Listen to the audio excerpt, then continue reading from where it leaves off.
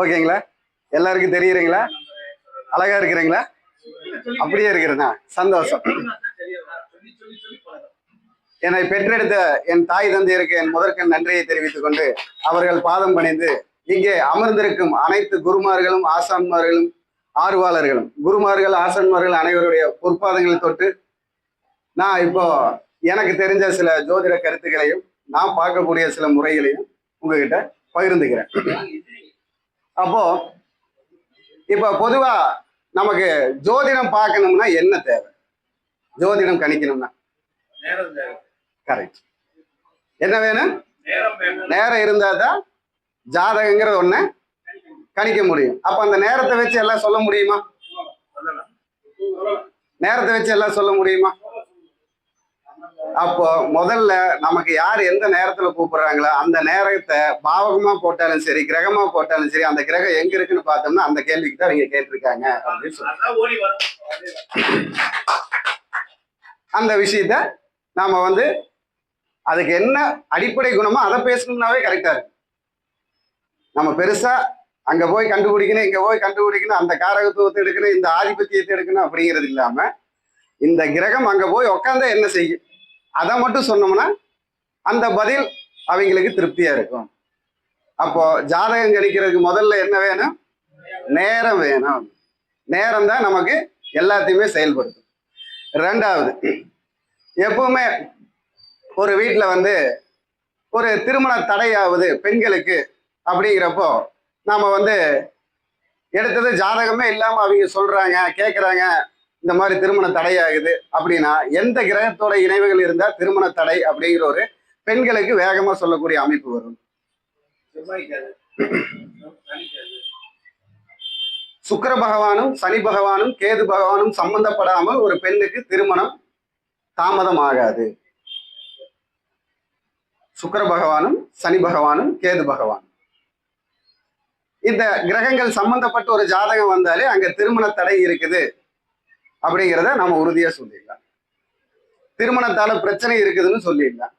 அந்த குடும்பத்துல திருமணம் ஆனவங்களுக்கு பிரச்சனை இருக்குதுன்னு சொல்லிடலாம். ஏன் அப்படிங்கிறதுக்கு நம்ம என்ன விஷயம் சொல்றோம் அப்படின்னா சுக்கிரனை தான் கலத்திரகாரகன்னு சொல்றோம், சனி பகவான தாமதகாரகன்னு சொல்றோம், கேது பகவான தடை தாமதம் செய்யக்கூடியவர்னு சொல்றோம். எதையும் அடிச்சு நொறுக்கக்கூடியவர் யாருன்னா கேது பகவான். அப்ப அதனால இந்த கிரகத்துடைய இணைவு ஒரு பெண்களுடைய ஜாதகத்தில் இருக்கும் பொழுது கண்டிப்பாக திருமண வாழ்க்கை நமக்கு அங்க பாதிக்கப்படுது அப்படின்னு சொல்லலாம். சரி, எந்த கிரகம் இருந்தா திருமண வாழ்க்கை கண்டிப்பாக இருக்குன்னு சொல்லிடலாம், எந்த கிரகம் இருந்தா அவங்க நல்லா இருப்பாங்கன்னு சொல்லலாம். அப்படின்னா ஒரு பெண்ணுக்கு அப்படின்னு பாத்தீங்கன்னா சந்திரன் புதன் சனி 3 பேர்த்துடைய பார்வை இருக்கு ஜாதகத்துல அப்படின்னா உறுதியான திருமணம் இருக்கு அப்படின்னு அர்த்தம். சந்திரன் புதன் சனி பகவான் இது ஏன் அப்படிங்கிறதுக்கு ஒரு சின்ன விளக்கம் சொல்லிடுறேன். இப்போ சந்திரங்கிறது சுகஸ்தானாதிபதி, சனிங்கிறது ஜீவனஸ்தானாதிபதி, புதன்கிறது நமக்கு 3, 7, 11 கொண்ட அடக்கக்கூடிய ஒரு கிரகம். அதே மாதிரி என்ன சொல்லலாம், மகாவிஷ்ணுவுடைய நாமம் உள்ள கிரகம். மகாவிஷ்ணு கோபியரோட எப்போ இருப்பாரா? சந்தோஷமா. அப்ப சந்திரங்கிற ஒரு சுகம் கொடுப்பாரா? சனி பகவானுங்கிறது வாழ்க்கையை கொடுப்பாரா? அப்போ ஒரு பெண்ணுடைய வாழ்க்கையில சனி சந்திரன் புதன் இருந்தா கண்டிப்பாக திருமணம். இது சரி.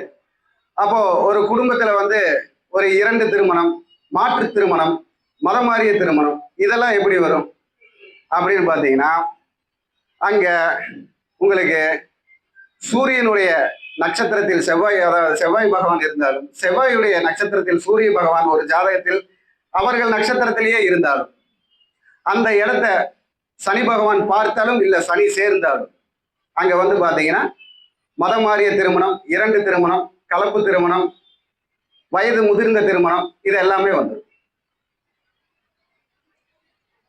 அதே மாதிரி இப்போ ஒரு ஜாதகர் இப்ப என்கிட்ட நேத்து இதை கேட்ட கேள்வி, அதை நான் உங்ககிட்ட சொல்றேன். ஒருத்தர் என்கிட்ட ஜோதிடம் படிக்கணும்னு சொல்லிட்டு, ஐயா நான் நிறைய பேர்த்துக்கிட்ட படிச்சிருக்கேன், 35 வருஷமா ஜாதகம் பார்க்கிறேன், 35 வருஷமா பாக்குறாருங்கம்மா. அப்போ சரிங்க ஐயா, அப்போ நீங்க எல்லாம் எனக்கு குருங்க ஐயா அப்படின்னு நான் இல்லைங்க ஐயா, நான் உங்களை மாதிரி இந்த ஜாதகத்தை போட்டதும் அந்த திருமண வயசு அது இதெல்லாம் டப்பு டப்புன்னு சொல்லணும் அப்படின்னு அப்படி சொல்லிக்கலாங்க ஐயா. நீங்களே சொல்லலாம் 35 வருஷமா பாக்குறீங்க அப்படின்னு. அப்ப சில விஷயம் பேசிட்டு சொன்னா தவறா நினைச்சுக்காதீங்க. இந்த நேரத்தை வச்சு இப்ப எனக்கு என்ன தசை நடக்குதுன்னு சொல்ல முடியுமா அப்படின்னு. எனக்கு என்ன வரைக்கும் சொல்லிட்டு கடைசியில குருவா இருந்து என்ன டெஸ்ட் வச்சிட்டீங்களே அப்படின்னு. அப்ப அவர் கூப்பிட்டது சாயங்காலம் 6:17. கூப்பிட்டது 6:17.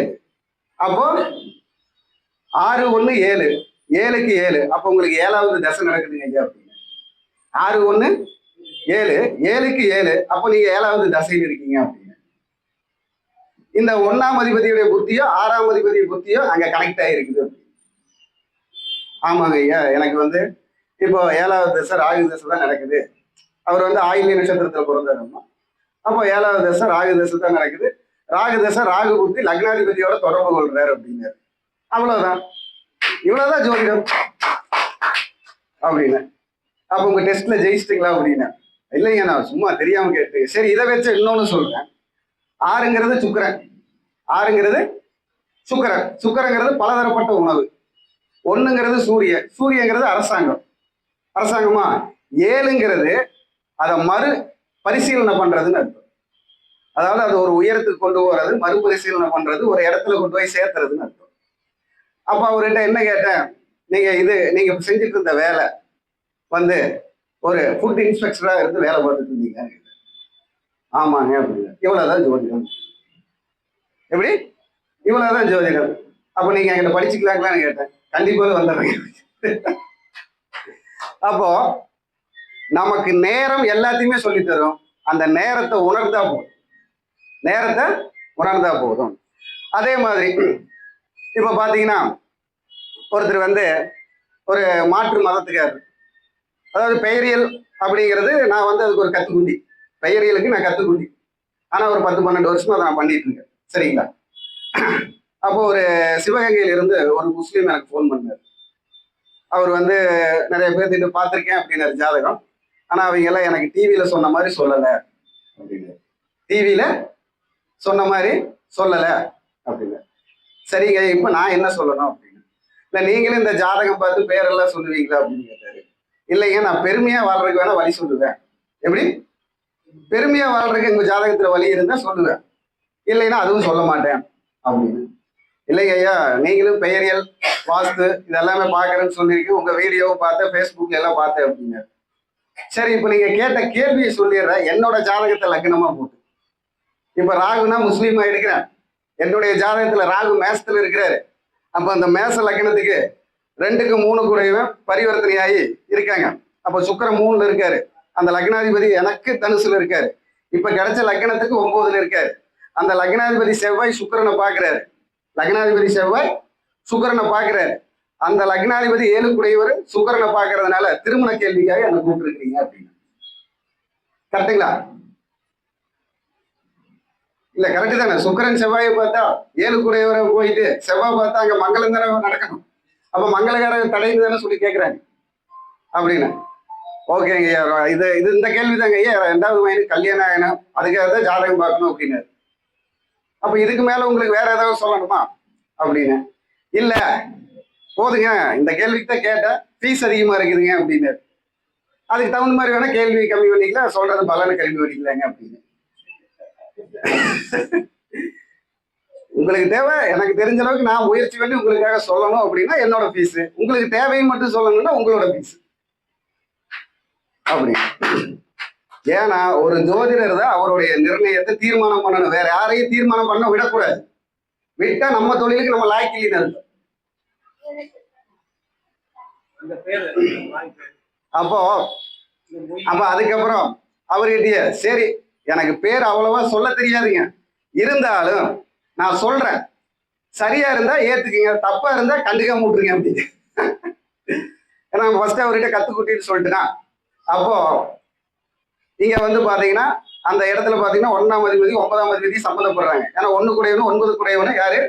நமக்கு செவ்வாய் தான். என்னுடைய ராசி கட்டத்துல செவ்வாய் வந்து மேசத்துல வந்து ராகு இருக்காரு. அந்த ராகுவை வந்து முஸ்லீமுக்கு நான் லக்னமா போடுறேன். லக்னமா போட்டு அந்த லக்னத்துக்கு 2க்கு 3 கூடயும் பரிவர்த்தனையா இருக்காங்க புதனும் சுக்கிரனும். அந்த சுக்கிரனை செவ்வாய் பார்க்கிறார். அதே லக்னாதிபதி செவ்வாய் 9ஆம் வீட்டுல இருந்து பார்க்கிறார். அப்ப அவர் 7க்கு கூடையவர். அப்ப 7ன்னா கலத்திரம், கலத்திரங்கள் உடையவனை பார்க்கிறார். அப்ப அந்த இடத்துல பாத்தீங்கன்னா செவ்வாய், அதாவது மிதுனத்துல சுக்கிரனும் பணக்கிரகம், குருவும் கோச்சாரத்துல போய் உட்காந்துருக்காரு, அவரும் பணக்கிரகம். அப்போ நம்ம கல்யாணத்துல போய் என்ன வைப்போம்? என்ன வைப்போம்? மொய் வைப்போம். அப்போ அந்த சுக்கிரன் போய் 3ஆம் வீட்டுல இருக்கிறாரு. 3 என்ன சொல்லுவோம் ஹிந்தியில? ஹிந்தியில ஏக் தோ தீன் போ. அப்ப மொய் பிளஸ் தீனு மொய்தீன். மொய்தீன் உங்க வீட்டுல ஒருத்தர் இருக்கிறாருங்க அப்படின்னு. மொய் பிளஸ் தீனு மொய்தீன் அப்படின்னு. ஆமாங்க, அவருதான் என் மூத்த பையன் அப்படின்னு. சரி, ரைட், ஓகே. அப்போ அதுக்கு அடுத்தது அதே இடத்துல செவ்வாய் தான் 2வது பையன், செவ்வாய் தான் இளைய சகோதரம், செவ்வாய் தான் சகோதரத்துவம், அப்படியெல்லாம் எடுத்துக்கலாம். அப்ப அந்த செவ்வாய் மீண்டும் தன்னுடைய 7ஆம் பார்வையா பணக்கிரகத்தையே பார்க்கிறார். அப்ப அந்த பணக்கிரகமான 3ஆம் அதிபதி 2ஆம் அதிபதி பரிவர்த்தனை. அப்ப புதன் வந்து சமாதான கிரகம்னு சொல்றோம். அப்ப குரு போய் இப்ப கோச்சாரத்துல சுக்கிரன் கூட இருக்காரு. குரு போய் கோச்சாரத்துல சுக்கிரன் கூட இருக்காரு. அப்ப 2மே பணக்கிரகம். பணத்தினால வர பிரச்சனையை எப்படி நாம வந்து சரி பண்ணுவோம்? பைசா பிரச்சனையை எப்படி சரி பண்ணுவோம்? பைசல் பண்ணுவோம். அப்ப பைசல்னு உங்க வீட்டுல ஒரு பையன் இருக்காரு, அவருக்கு தாங்க பொண்ணு தேடிட்டு இருக்கேன். கரெக்டுங்களா? அப்போ அந்த கிரகமும் அந்த நேரமும் நம்ம ஜாதகம் கூட அடுத்தவங்களுக்கு பலன் சொல்ல ஒத்து வரும். அதை என்ன காரகத்துவம்னு அடிப்படையை தெரிஞ்சு வச்சுக்கணும். என்னத்தை தெரிஞ்சு வச்சுக்கணும்? அடிப்படையை தெரிஞ்சு வச்சுக்கணும். அது என்ன குணத்தை செய்யறது, என்ன ஆதிபத்தியத்தை தருது, எந்த காரகத்துவத்துல செயல்படுது, கூப்பிடுற நேரத்துல பிரபஞ்சம் நமக்கு என்ன நேரத்தை சொல்லுது, அந்த சப்போர்ட் கொடுக்குது. அப்பதானே அந்த சிந்தனை வரும். அப்பதான் அந்த விஷயத்தை நம்ம சொல்ல முடியும். சரி, அதுக்கு அடுத்தது இன்னொரு பேரையும் கூட சொல்லிடுறேன், அது இருக்குதான்னு சொல்லியிருக்கேன். அப்படின்னா 2ஆம் இடமும் 3ஆம் இடமும் மாறி இருக்கு. 2ஆம் இடத்தை முகம்னு சொல்றோம். 2ஆம் இடத்தை என்ன சொல்றோம்? 2ஆம் இடம் முகம் தானுங்க. முகம் மாறி இருக்கு. முகம் மாறி இருந்தா என்ன கிரகத்தை எடுக்கிறோம்? ராகு கேது எடுக்கிறோம். ராகு தானே மாறி இருக்கு, உடல் மாறி இருக்கிறது. அப்போ அந்த ராகு 3ஆம் பார்வையா அந்த சுக்கிரனை பார்க்கிறார். மேச லக்னத்துல இருந்து மிதுனத்தில் இருக்கிற சுக்கிரனை 3ஆம் பார்வையா பார்க்கிறாரு. ராகு என்னென்ன காரகத்துவத்துக்கு உண்டானவர்? மது, மாது, மங்கை, போகத்துக்கெல்லாம் உடையவர். அப்போ அங்க மது வருது, இங்க முகம் வருது. முகம் பிளஸ் மது, முகமதுன்னு உங்க வீட்டுல ஒருத்தர் பாருங்க அப்படின்னு. நான் தாங்க முகமது அப்படின்னு. இதுக்கு மேல ஏதாவது சொல்லணுமா? நீங்க காசே கொடுக்காம எவ்வளவு சொல்லிட்ட போதுமா அப்படின்னு. அப்போ ஓகேங்க, சரிங்க ஐயா, எங்க வீட்டுல 2 பேருக்கு ஜாதகம் பார்க்க எவ்வளவு ஃபீஸுங்க அப்படின்னாரு. ஒரு ஆளுக்கு 5000 ரூபாய் 10000 ரூபாய் போட்டுருங்க, பாத்துக்கலாம். இன்னும் பலன் சொல்லுங்க, இனிமேல் தான் சொல்லுங்க. ரைட்டுங்களா? அப்போ நம்மளால சொல்லி வாங்கவும் முடியும், சாதிக்கவும் முடியும். அதுக்காக வாழணும். எதுக்காக வாழணும்? ஜோதிடத்துக்காக வாழணும். அப்போ நம்மளால எடுத்து செயல்படுத்த முடியும். பெயர் எழுங்க. நாமம்ங்கிறது என்னங்க? ஃபர்ஸ்ட் நாமம் உண்டாகிறது எப்படி? பெயர் உண்டாகிறது எப்படிங்க?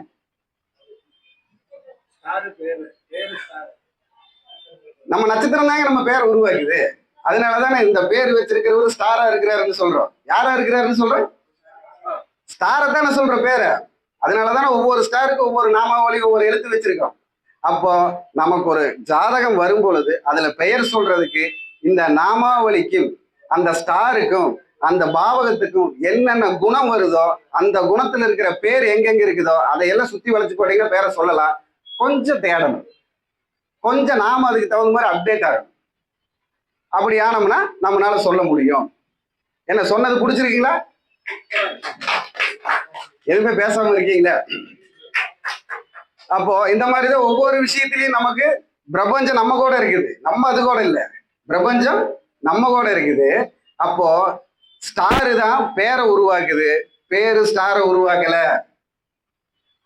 அப்பதான் நம்ம சூப்பர் ஸ்டார்னு சொல்ல முடியும். ரஜினிகாந்த் சூப்பர் ஸ்டாருங்கிறது யார் உருவாக்குறாங்க? ஸ்டாரு தான் உருவாக்குது. அப்ப அந்த இடத்துல என்ன வருது? ஸ்டாரு தான் வருது. 5 ஸ்டார்னு சொன்னா 5 கோடி ஸ்டாரு தான் வருது. அப்பதான் 5 ஸ்டார் ஆகுது இல்லையா? அப்ப நாம எல்லாம் ஸ்டார் தான். அதுல வழி நடக்கிற நம்ம எல்லாம் ஸ்டார் தான். அதுல நம்ம ஒவ்வொருத்தரும் ஒவ்வொரு ஸ்டார் ஆகிறோம், அவ்வளவுதான். Super star, supreme star, mega star, little star, power star, poor star, என்ன வேணாலும் வளரக்கூடிய தன்மையில தான் நம்ம வாழ்க்கை இருக்கு. வாழ்க்கைக்குள்ள வளர்ச்சி இல்லை.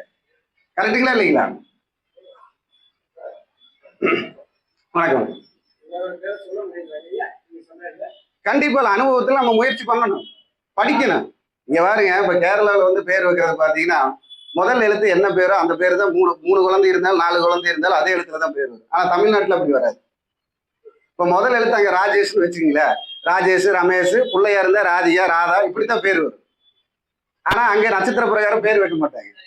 அண்ணன் பேர் என்னவோ, அந்த முதல் குழந்தை பேர் என்னவோ அதைத்தான் வைப்பாங்க. ஆனா தமிழ்நாட்டுல அப்படி இல்லை.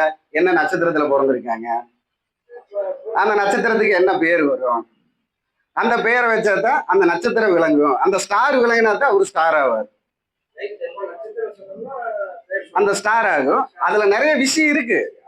இப்ப என்னன்னா பழமையான விஷயம்தான், அதை புதுமையா எடுத்து செயல்படுத்தினா நம்ம எளிமையா சொல்லிடலாம். பழமையான விஷயத்த புதுமையை, அதுல என்னென்ன புதுமை இருக்கு அப்படிங்கறத எடுத்து நாம செயல்படுத்தினா எளிமையா பலன் சொல்லிடலாம். அப்ப அந்த எளிமை சொல்லக்கூடிய விதம் தான் புதுமை. அப்ப இப்ப புதுமையில என்னென்ன விஷயம் வந்து உக்காந்துருக்கு அப்படிங்கிறது, அன்னைக்கு மாட்டு வண்டி தான் இன்னைக்கு காருங்கிறோம், அன்னைக்கு மாட்டு வண்டி தான் இன்னைக்கு காருங்கிறோம். அப்ப மாட்டு வண்டிக்கு காருக்கு ஒரே காரகத்துவம் தான். ஆனா அது மாட்டு வண்டியாவும் காராவும் பிரிக்கிறது என்ன? இல்ல சக்கரம். ஆனா அதுல அங்க மாட்டு வண்டிக்கு பாத்தீங்கன்னா 6 வீல் வரும், 10 வீல் வரும். ஏன்னா 2 மாட்டுக்கு 8 வீல், 2 சக்கரத்துக்கு 10 வீல் வரும். அப்ப அது டாரஸ் வண்டிக்கே கணக்காக்கலாம். எப்படி டாரஸ் வண்டிக்கே கணக்காக்கலாம். அதே மாதிரி இப்ப ஒருத்தர் வந்து நம்ம கிட்ட ஜாதகம் பார்க்க வர்றாங்க அப்படின்னா அவங்களுக்கு எப்படி பலன் எடுக்கிறதுக்கு நாம பாவகத்தை எடுக்கலாம் அப்படிங்கிறது. இப்ப வந்து இன்னைக்கு வந்து சதய நட்சத்திரம். இந்த சதய நட்சத்திரத்துக்கு முன்னாடி நட்சத்திரம் என்னங்க? அவிட்டம். அதுக்கு அடுத்த நட்சத்திரம் திருவோணம். அப்ப அவங்க அவிட்ட நட்சத்திரத்துடைய பலன் அனுபவிச்சிருப்பாங்க. சதய நட்சத்திரத்துக்கான எதிர்பார்ப்புல வர்றாங்க, பூரட்டாதி நட்சத்திரத்துக்கு உண்டான வருமானத்துக்கு வர்றாங்க. அவ்வளவுதான். இந்த கிரகங்கள் எங்கெங்க இருக்குதோ அதுக்குண்டான பதில சொன்னா அவங்களுக்கு பலனாச்சு. அதாவது நேற்று, இன்று, நாளை ஐயா சொன்ன பாஷையில்.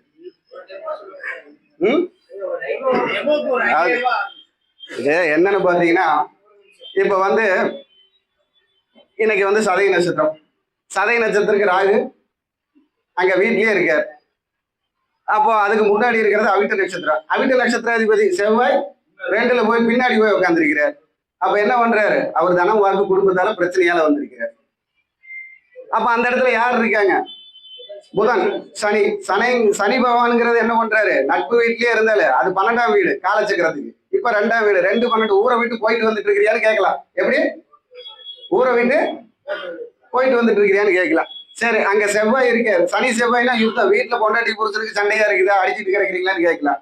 அதே சனி செவ்வாய் ஏதாவது தொழிலுக்காக வெளியில நீ ஏதாவது அப்ளிகேஷன் போட்டு முயற்சி பண்ணிட்டு இருக்கிறியான்னு கேட்கலாம், வெளியூருக்காக. அது வந்து அவங்களுடைய வந்திருக்கக்கூடிய அந்த சூழ்நிலையை வச்சு நம்ம அனுசரித்து சொல்லக்கூடியது பொதுவா. அதுக்கு அடுத்தது பூரட்டாதி. பூரட்டாதினா அவர் என்ன பண்றாரு? ஒரு உயரத்தை தேடுகிறார், ஒரு மாற்றத்தை தேடுகிறார், ஒரு செயல்பாட்டை செயல்படுத்த நினைக்கிறார் அப்படின்னு சொல்லலாம். அதுதான் பாவகம். நட்சத்திரம் தான் சொல்லும், அந்த நட்சத்திரத்துக்கு உண்டான கிரகம் தான் செயல்படுத்தும். நட்சத்திரம் செயலை சொல்லும், கிரகம் செயல்படுத்தும். அதை நாம உணர்ந்துக்கணும். அந்த நேரத்துக்கு எப்படி அப்டேட் பண்றோமோ அந்த அப்டேட் எடுத்துக்கணும். சொன்னதுல தப்பு இருந்தா நீங்க சொல்லலாம். மணிவேலையா சொல்லுங்க. அதாவது நம்ம என்ன சொல்றோம்னா, ஜாதகம் இந்த புதுசா பழகிறவங்களுக்கு, படிக்கிறவங்களுக்கு டக்குன்னு ஒரு பலன் எடுக்க முடியல அப்படின்னா அடிப்படை நல்லா தெரிஞ்சது அப்படின்னா அந்த கிரகம் எங்கெங்க இருக்குதோ அந்த பாவத்துக்கு உண்டான கேள்விதான். அங்க என்ன கிரகம் பாக்குதோ, மீண்டும் அவங்க ஜாதகத்துல இருந்து என்ன கிரகம் பாக்குதோ அது சுப கிரகமா அசுப கிரகமா, ராகுவா கேதுவா. கேதுனா இருக்கிற இடத்துல பிரச்சனையை சந்திக்கிறார், ராகுனா வெளியில இருக்கிறவங்கனால பிரச்சனையை சந்திக்கிறார். அந்த இருக்கிற இடத்துல பிரச்சனை, ராகுனா வெளியில இருக்கிற பிரச்சனையை சந்திக்கிறார். ஆமா, வீட்டுக்குள்ள சண்டை கட்டிட்டு இருக்கிறார். போறா எனக்குன்றா, நான் பாத்துக்கிறேன் அப்படி எல்லாம் எனக்கு தெரியும், நீ வந்து புத்தி பேசி சொல்லிட்டு இருக்கிற அப்படின்ட்டு. அவ்வளவு. கேது ராகுவா இருந்தா என்ன சொல்லுவாரு? நான் வெளியில இருக்கிறேன்னு வச்சு பாத்துக்கிறேன், எனக்கு 4 ஆள் இருக்காங்க, பாத்துக்கல அவரு அப்படின்னு காலர் தூக்குவாங்க. இவர் என்ன பண்ணுவாரு? எனக்கு நான் இருக்கிற பாத்துக்கல அவரு அப்படின்னு. அவ்வளவுதான் விஷயம். இந்த மாதிரி நம்ம சுலபமான முறையில, எளிமையான முறையில ஜாதகம் பார்க்கலாம், சொல்லலாம், பலன் சொல்ல முடியும். அப்போ இதே மாதிரி இப்போ இந்த மாசம் 30ஆம் தேதி பாத்தீங்கன்னா, அதாவது அடுத்த மாசம் 30ஆம் தேதி, அதாவது மே 30ஆம் தேதி லட்சுமி நகர் பவானி லட்சுமி நகர் பஸ் ஸ்டாப்ல அங்க ஒரு மண்டபத்துல வச்சு நம்ம வந்து பாத்தீங்கன்னா வங்கி கணக்கை வச்சு எப்படி வளர்ச்சி அடைகிறது, எப்படி வங்கி கணக்கை சொல்றது, ஒரு ஜாதகத்துக்கு அவங்க என்னென்ன வங்கியில தொடர்பு வச்சிருப்பாங்க, எப்படி அந்த வங்கியில இருந்து அவங்க செயல்பட்டு பிரச்சனை அனுபவிச்சிருப்பாங்களா, வளர்ச்சி அனுபவிச்சிருப்பாங்களா, நிதி வச்சிருப்பாங்களா, மாட்டாங்களா, அந்த நிதியினால குடும்பம் எப்படி வளர்ச்சியா இருக்கும், குடும்பத்துக்கு அந்த வங்கிக்கு எப்படி சம்மந்தம் வரும், இந்த மாதிரி ஒரு வகுப்பு எடுக்கிறேன். அதுல வந்து அந்த வங்கி கணக்குக்கு எப்படி நம்ம வந்து ஒரு ஏடிஎம் நம்பரை வந்து சூஸ் பண்றது, வங்கி கணக்கை எப்படி செயல்படுத்தி ஒரு சேமிப்பை தக்க வைக்கிறது அப்படிங்கிற மாதிரி ஒரு வகுப்பு எடுக்கிறேன். மே 30ஆம் தேதி அதுக்கு வந்து பாத்தீங்கன்னா ஒரு 1400 ரூபாய் குரு காணிக்கையா போட்டிருக்கேன். விருப்பம் இருக்கிறவங்க சேர்ந்துக்கலாம், படிச்சுக்கலாம். அவங்கனாலையும் தெளிவா சொல்ல முடியும் ஒருத்தர் இந்த வங்கியில அக்கௌண்ட் வச்சிருக்காங்க. வணக்கம், வாழ்க வளமுடன். இந்த வாய்ப்பளித்த எங்கள் அண்ணன் கடவுள் பாலகிருஷ்ணன் ஐயா அவர்களுக்கு நன்றியை தெரிவித்துக் கொண்டு என்னுடைய உரையை முடித்துக் கொள்கிறேன்.